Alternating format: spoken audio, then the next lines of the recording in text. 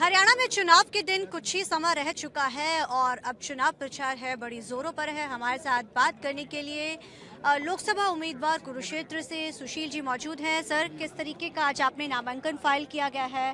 प्रचार लगातार आप कर रहे हैं। अगर देखा जाए तो लगता है इस बार कड़ी टक्कर है, क्योंकि इस बार कांग्रेस भी आपके साथ है, लेकिन पिछली बार आप लोग अलग अलग चुनाव लड़े थे। किस तरीके का माहौल है? जब देश की रक्षा की बात आती है, जब देश की संविधान की बात आती है, जब देश के लोकतंत्र को बचाने की बात आती है, तो हमारे लिए सारी चीजें पीछे छूट जाती हैं। सबसे ऊपर देश आ जाता है। कौन सांसद बनेगा, कौन विधायक बनेगा, कौन मंत्री बनेगा, ये सब सेकेंडरी इशू है। देश पहला इशू है। आज इस देश का लोकतंत्र खतरे में है। इस देश के संविधान को तोड़ा जा रहा है।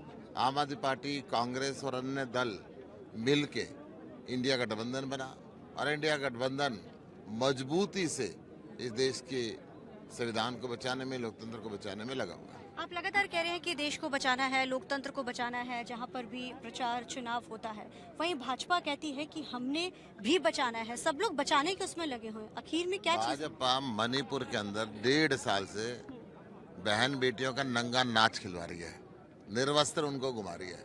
भाजपा की मणिपुर की स्थिति पे एक कारगिल के वीर ने कहा था कि देश की रक्षा करने में तो मैं कामयाब हो गया कारगिल की लड़ाई में, परंतु अपनी पत्नी की रक्षा करने में कामयाब नहीं हुआ। इन भाजपाइयों ने जो बुरा हाल किया जंतर मंतर पे, इन भाजपाइयों ने, इनके सांसद ब्रजभूषण शरण ने देश की नामचीन पहलवान बेटियों का जो हाल किया, क्या ये देश को बचाना होता है?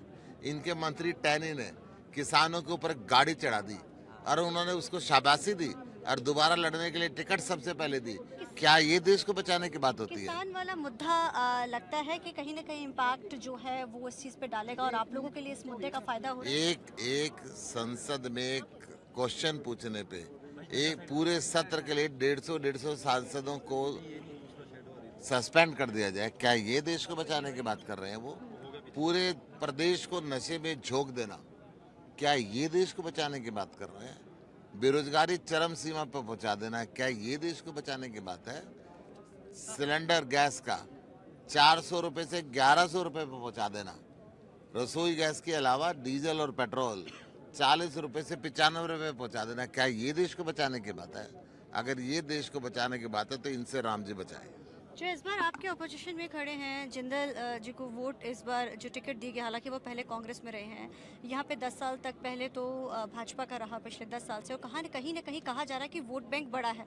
आप लोगों के बीच में जा रहे हैं, क्या लगता है कि इस बार कुछ बदलाव होगा? क्योंकि बदलाव की बात तो हर कोई कहते हैं, जिंदल जी भी कह रहे हैं हमने बदलाव करना, आप भी कह रहे हैं, लेकिन आप लोगों में तो किस तरीके के मुद्दे आपके सामने आए हैं? जिंदल जी भी कह रहे हैं बदलाव करना है मोदी का, और हम भी कह रहे हैं बदलाव करना है मोदी का।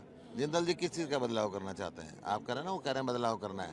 किस चीज़ का? मोदी का या नायब सैनिक का? किसका बदलाव करना चाह रहे हैं वो? तो लगता है क्या क्या मुद्दे सामने निकल के आ रहे हैं? मुद्दा स्पष्ट है।